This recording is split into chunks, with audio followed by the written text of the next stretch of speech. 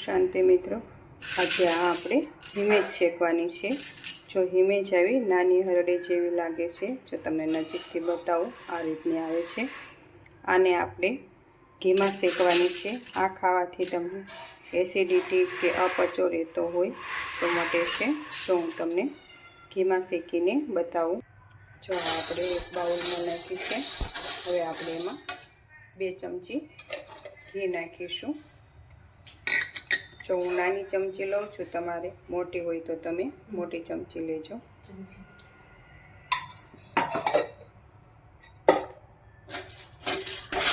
હવે આપણે આને ધીમા તાપે શેકી લેવાની છે આ હિમેજને।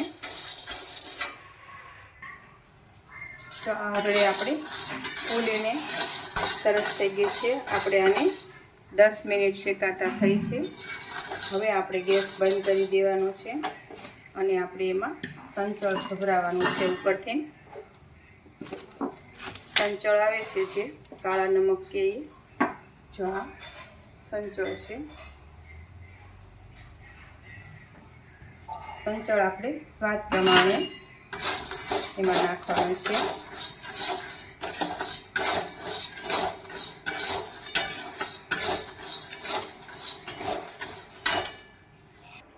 જો આપણે સરસ રીતે શેકાઈ ગયા છે હરડે જેવી।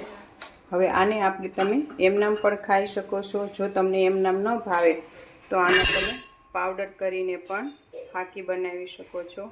આ હિમેજ છે એ આપણા ગઢિયા હતા વડીલો જે એ રોજ જમીને એક હરડે ખાતા હતા।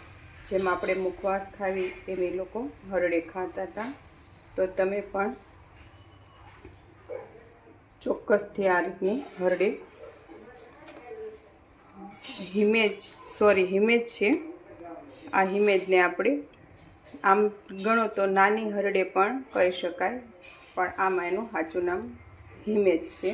તો તમે આ રીતે હિમેજ શેકીને ઘરે ચોક્કસથી બનાવજો। ઓમ શાંતિ મિત્રો।